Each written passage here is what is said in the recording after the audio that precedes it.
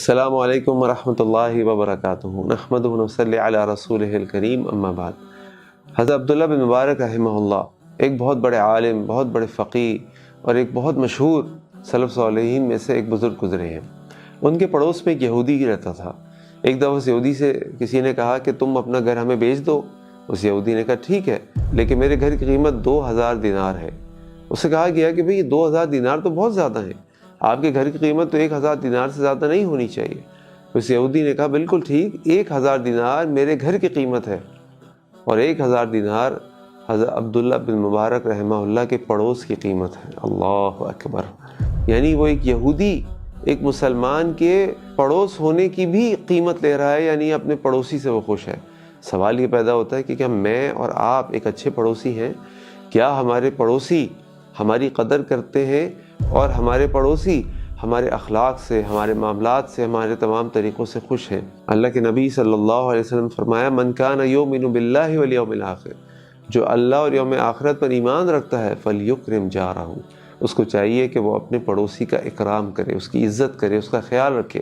اسی طرح اللہ کے نبی صلی اللہ علیہ وسلم کے پاس ایک دفعہ ایک عورت کا ذکر کیا گیا اور بتایا گیا کہ وہ عورت بڑی کثرت سے روزے رکھتی ہے، بڑی کثرت سے نوافل پڑھتی ہے، بڑی کثرت سے صدقات کرتی ہے، لیکن اس کی زبان سے اس کے پڑوسی خوش نہیں ہے، پریشان ہے۔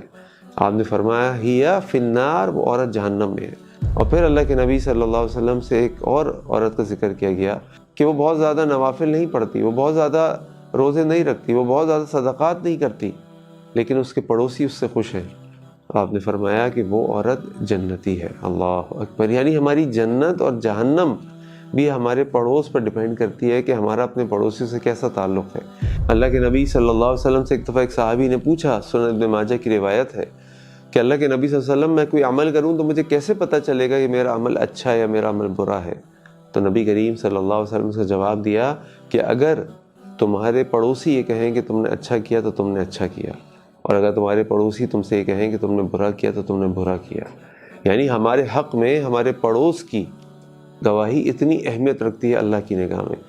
اور اللہ کے نبی صلی اللہ علیہ وسلم ایک موقع پہ فرماتے ہیں کہ جبریل علیہ السلام مجھے پڑوسی کے ساتھ اچھے سلوک کرنے کے بارے میں مستقل وصیت کرتے رہے، مستقل تلقین کرتے رہے، یہاں تک کہ مجھے یہ اندیشہ ہوا کہیں پڑوسی کا وراثت میں بھی کوئی حصہ نہ ہو جائے۔ اللہ اکبر! اس سے ہمیں پتہ چلتا ہے کہ پڑوس کی کتنی اہمیت ہے اور ایک اچھا پڑوسی ہونے کی کتنی اہمیت ہے، اور ہمارے دین میں اللہ کے ہاں اس پڑوس کی کیا اہمیت اور وقت ہے۔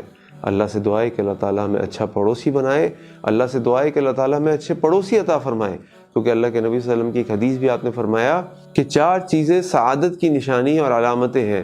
نمبر 1 اچھی بیوی، نمبر 2 وسیع گھر، نمبر 3 اچھی سواری، اور نمبر 4 اچھا پڑوس۔ اللہ اکبر! اللہ سے دعا ہے کہ اللہ تعالیٰ ہمیں اپنے پڑوسیوں کے لیے سعادت بنا دے اور ہمارے پڑوسیوں کو ہمارے لیے سعادت بنا دے۔ اللہ تعالیٰ ہم سب کو ایسے اعمال کرنے کی توفیق عطا فرما دے جو ہمیں جنت الفردوس میں داخل کر دیں۔ السلام علیکم ورحمۃ اللہ وبرکاتہ۔